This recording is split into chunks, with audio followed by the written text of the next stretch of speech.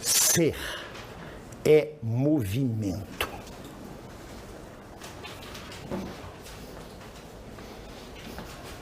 Tudo aquilo que parece que está cristalizado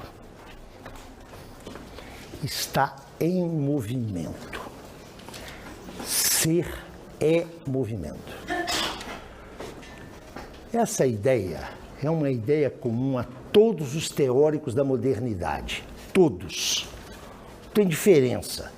Nenhum deles acha que o mundo, ao contrário do que atribui aos pobres dos positivistas, que o mundo é um conjunto de coisas estáticas. Para todos, ser é movimento. O problema não está em discutir o movimento, está em discutir a natureza do movimento. E quanto a isso, Marx tem um pai.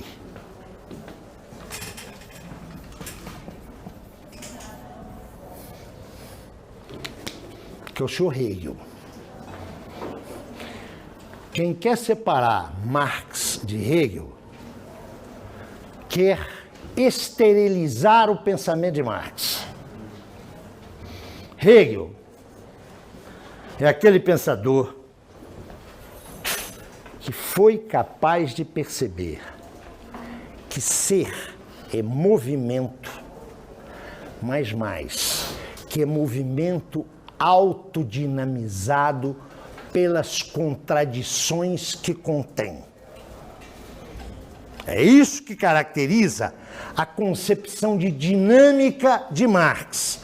Não é simplesmente que o mundo é dinâmico, é que o mundo tem seu dinamismo automovido. A dinâmica é interna, é imanente. O ser é movimento porque ele é um campo de tensões, é um campo de contradições. E é a existência dessas contradições que dinamiza o ser.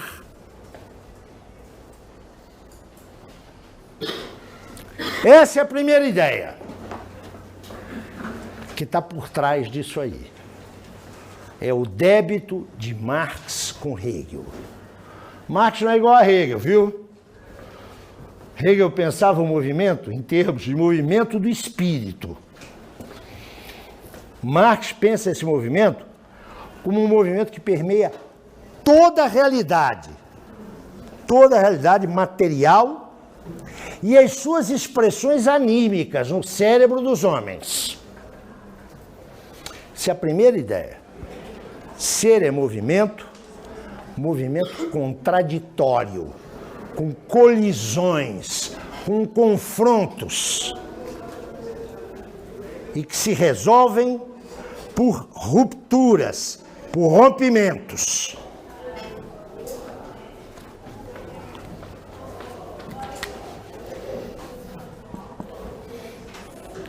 E a segunda ideia que está aí é que esse movimento põe categorias que são específicas, que são categorias que não valem para todos os tipos de ser.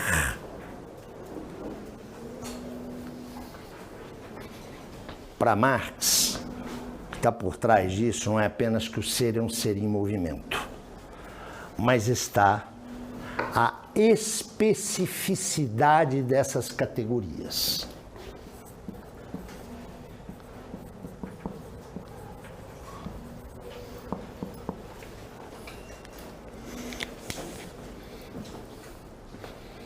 Vamos lá ver.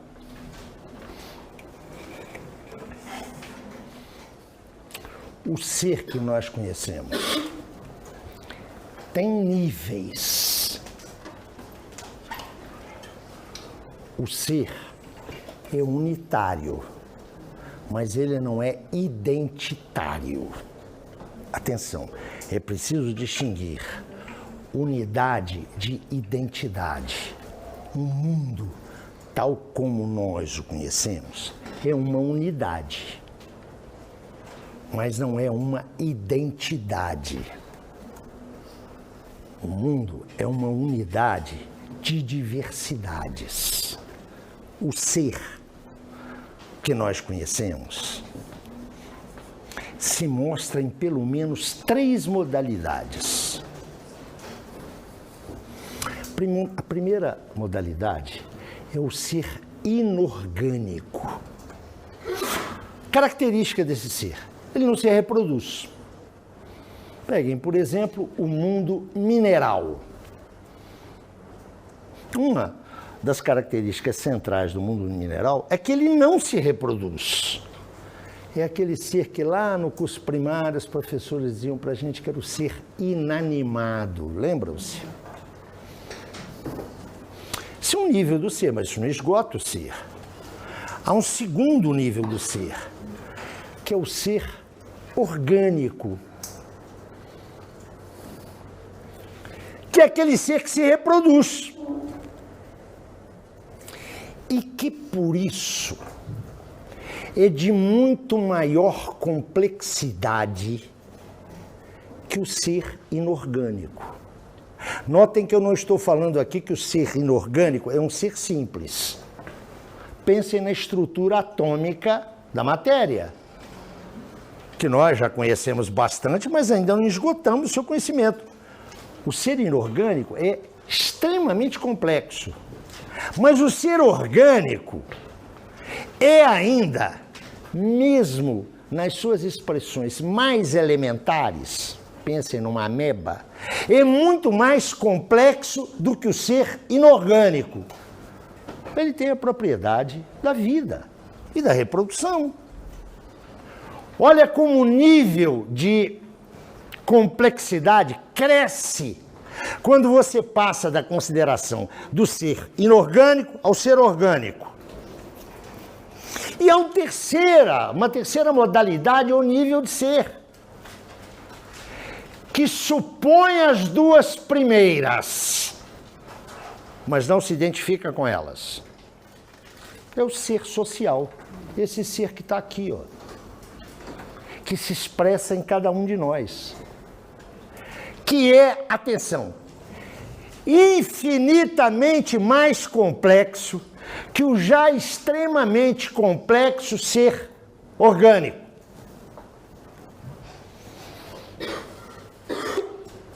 Não há 3 seres, há 3 modalidades de ser, 3 níveis do ser, que se diferenciam pela sua complexidade.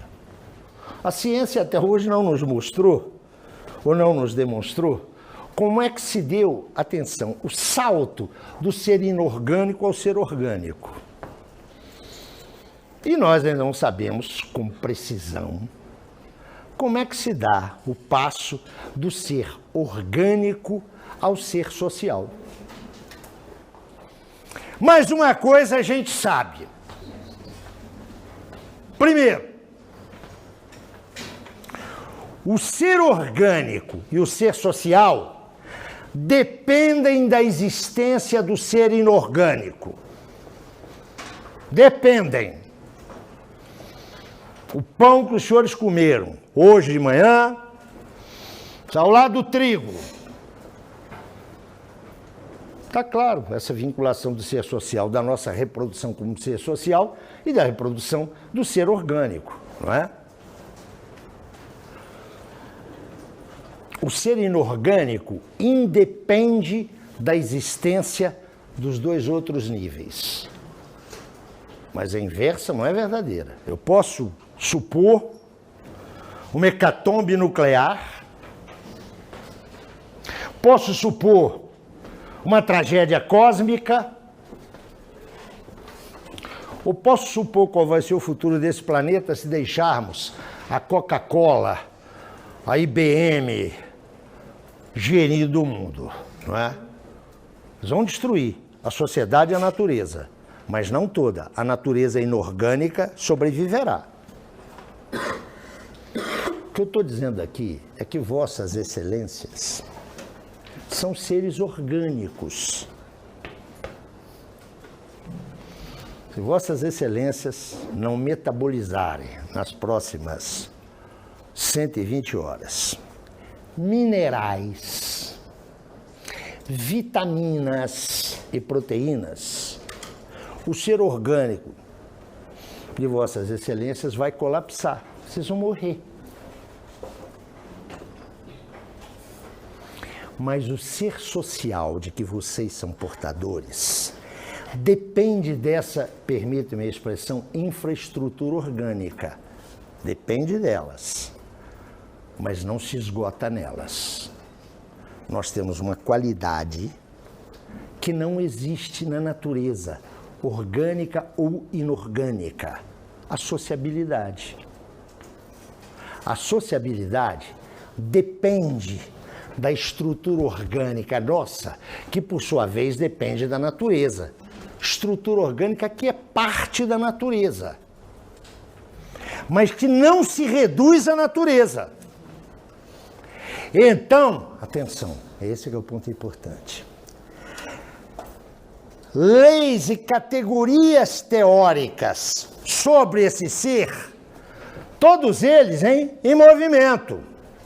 Todos em movimento contraditório, intimamente vinculados. Um exemplo é óbvio, não é? Nós temos uma expressão do mundo mineral, o petróleo. Isso é mundo mineral, é natureza inorgânica. Tudo que a gente sabe é que o petróleo é resultado da fossilização de matérias orgânicas. Olha como um ser pode se transformar em outro. Mas notem, cada um desses níveis tem uma dinâmica que lhe é específica. E se eu translado, se eu transfiro a legalidade de um para outro, esse é um procedimento epistemologicamente ilegítimo e que frequentemente tem implicações políticas muito claras. Olha cá, eu vou dar o exemplo dessas implicações políticas apelando para um lugar comum absolutamente falso. Imaginemos que Charles Darwin tenha dito que o processo de seleção das espécies deu-se porque as mais fortes ganharam a luta pela sobrevivência. Isso é uma mentira. Charles Darwin não põe na guerra entre as espécies nenhuma ênfase. O que Darwin escreveu é que aquelas formas vivas com maior capacidade de adaptação são as que sobrevivem. Mas vocês sabem que de uma simplificação do pensamento de Darwin surge aquela ideia segundo a qual os mais fortes é que triunfam. Nós vamos admitir, atenção, até que isso fosse verdade. Não é. Pobre Charles Darwin já foi suficientemente vilipendiado. Mas vamos admitir que seja verdade. Eu não posso estender isso para a vida social.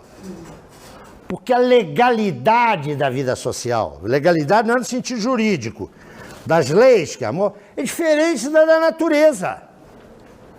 Mas quando eu faço essa extensão, eu justifico claramente o colonialismo eurocêntrico sobre as suas periferias, não é? Olha a implicação política. Pensem nas políticas de eugenia. Agora vocês, por favor, não precisam voltar ao fascismo, não. No finalzinho dos anos 90, no princípio dos anos, finalzinho dos anos 80 e na entrada dos anos 90, o pessoal da educação deve conhecer bem isso, um pool de universidades americanas patrocina uma pesquisa para, atenção, final dos anos 80 e início dos anos 90, para saber do rendimento dos estudantes no ensino fundamental norte-americano. E depois de pesquisas científicas, com doutores, pós-doutores, só gente qualificada, eles constataram que os filhos dos imigrantes da América Central e os filhos de negros apresentavam um baixo rendimento escolar. E publicaram essa pesquisa da Kilwell-Bells, a tradução é a curva dos sinos, onde se provava cientificamente que filho de preto e filho de chicano era menos inteligente. Não é por acaso esse tipo de pesquisa, não é? Como se elementos genéticos dessem fundamento a comportamentos sociais. Toda vez que a gente desloca uma legalidade, admitindo-se que ela seja comprovada, de um plano do ser para o outro, nós estamos cometendo graves equívocos. Há categorias, e agora mesmo vou dizer que é uma categoria para Marx, né? Há categorias que são específicas desses níveis de ser. Um último exemplo para clarificar isso. Os estudantes acham, não é, que a gente ensina a eles, né? Posso garantir para vocês que os estudantes estão completamente equivocados. O bom professor, isso vale para o bom professor, não é para um professor qualquer. O bom professor aprende com os estudantes. Estava dando uma aula tematizando isso, ali no campus da Praia Vermelha, no anexo. Quem andou pela UFRJ conhece o anexo. Um prédio fora que tem uma vista bonita, eu estava no 2º andar. Depois de uma daquelas greves infindáveis nossas, estávamos dando aula em fevereiro, um calor de cão, não é? Eu vestido assim, e as meninas de shortinho, e os rapazes de camisa sem manga. Aí eu estava falando sobre uma categoria, a categoria de liberdade. E aí, caracterizei o que é liberdade, né? Do ponto de vista de Marx, por favor. Isso não vale para Durkheim, não vale para a nossa conversa cotidiana. Em Marx, o que é liberdade? É a possibilidade de escolher entre alternativas concretas. É isso que é liberdade. Por exemplo, vem aí o feriado, é depois da manhã, não é? Todos nós aqui nessa sala somos livres para escapar desse verão escaldante e passarmos esse fim de semana prolongado em Paris, onde a primavera está explodindo. Todos nós somos livres para isso. Ao contrário, por exemplo, dos cubanos, não é? Aquela ditadura horrorosa. Felizmente o Obama foi lá e vai dar um jeito, não é? Os cubanos não podem viajar. Nós não, nós somos livres. Por que nós não vamos esse fim de semana para Paris? Eles não vão porque não querem. Vocês são livres para isso, não é? Bela liberdade essa, né? 1.444 dólares ida e volta pela Air France, fora das promoções, mais 5 dias em hotel em Paris. Vocês não vão porque não querem. Não, vocês não vão. É porque vocês não têm uma coisinha chamada grana. Portanto, essa liberdade que vocês têm de ir para Paris, estou olhando para certas pessoas, ela só é real para certas pessoas. Fora disso, isso não é liberdade. Vocês não têm a opção de escolher entre duas alternativas concretas. A alternativa concreta que vocês têm é ficar no Gama. Ponto.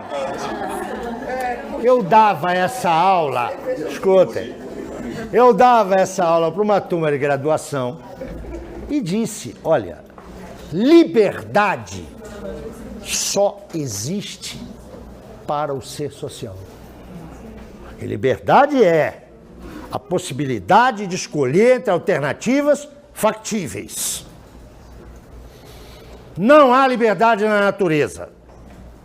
Então, a menina, claro, né? Eu com a cabeça quente e a menina de shortinho, toda gostosinha, olha para mim e diz assim, professor, A minha ideia de liberdade é tão diferente da do senhor. Eu disse, então qual que é a sua ideia de liberdade? Estávamos no verão. Ali o campus, no anexo, você vê bem aberto. A menina olha e diz assim, olha lá, professor. É aquela andorinha voando. Aquilo para mim é a imagem da liberdade. Como é que você responde a isso? É um pássaro voando. Eu disse, não, você está absolutamente enganada. Essa andorinha não é nada livre. Você já viu a andorinha voando aqui, tão belamente, em julho, agosto? Eu disse, você é aqui do Rio? Ela disse, sou. Você viu a andorinha aqui em julho e agosto? Não, eu disse, pois é. Essa andorinha não escolheu vir aqui, não. Ela é uma ave de arribação. Ela é comandada por um DNA a migrar. Ela não está aqui para fazer turismo, não.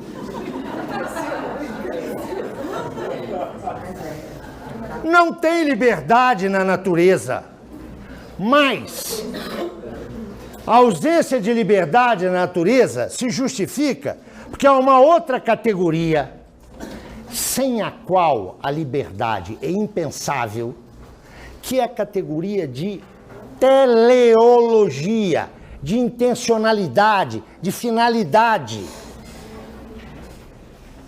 Eu posso perguntar, notem, por que uma laranjeira dá laranjas?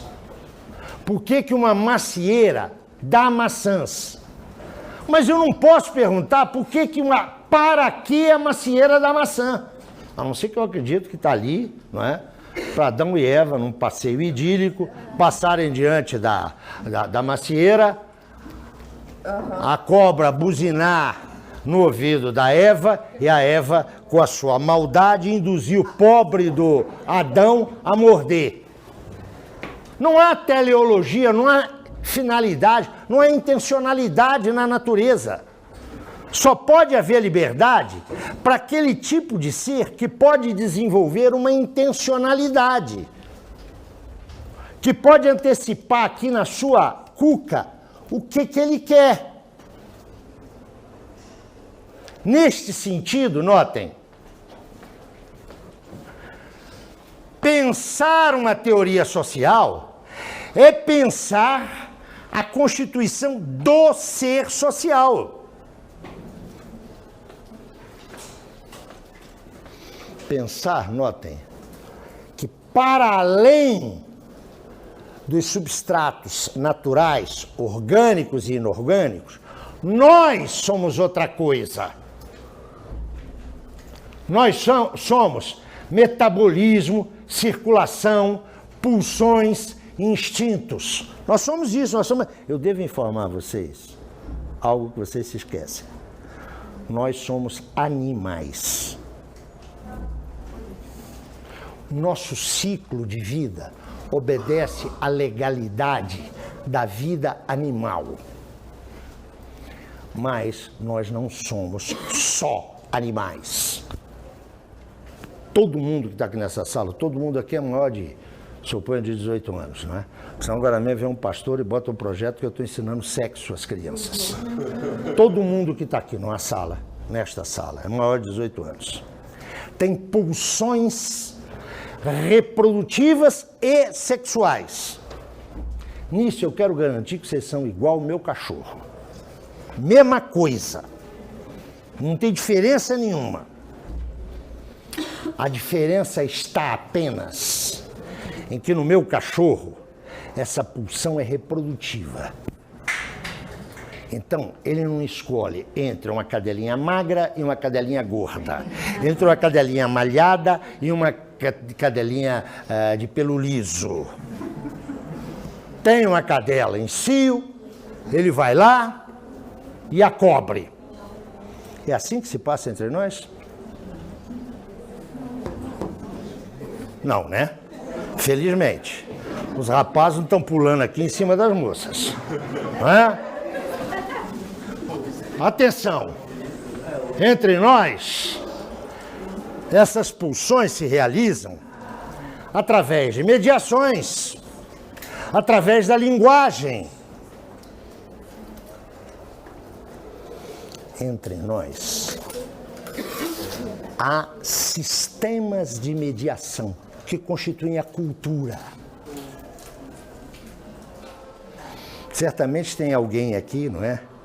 Que diante da reação de uma pessoa, de um amigo, de um colega, diz assim, mas eu adoro fulano, ele é tão espontâneo. Eu detesto a espontaneidade. Espontaneidade é do meu cachorro.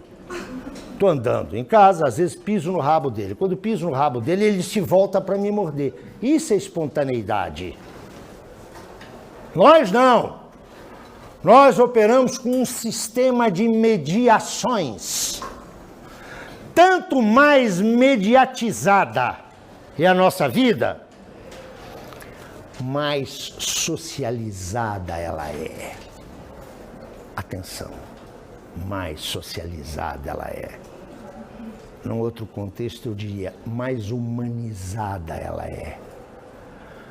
Nós somos animais, mas ao contrário do reino animal, mesmo nas suas formas mais avançadas, cada vez mais na história, a nossa naturalidade é direcionada, é regulada por determinações que não são naturais. Não são.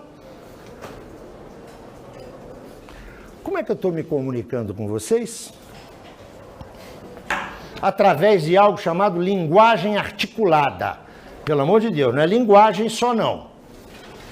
É linguagem articulada. Eu nasci numa comunidade, como vocês, onde, sobre um número finito de fonemas, creio que os da língua portuguesa são 29 ou 30, fonemas, não é letra. Letra é grafema, é representação do fonema. Sobre um número finito de fonemas, eu tenho a possibilidade de construir um universo de significações que é infinita. É isso que é linguagem articulada. Nenhum outro ser tem linguagem articulada. Só esse ser que está aqui, que é o ser social. E isso não é natural. Isso é aprendido. É aprendido. Se eu tivesse nascido numa comunidade do norte do Alasca, a minha linguagem articulada seria outra. E não vale o exemplo do papagaio, que só reproduz. É este ser que é objeto da pesquisa de Marx. O ser social.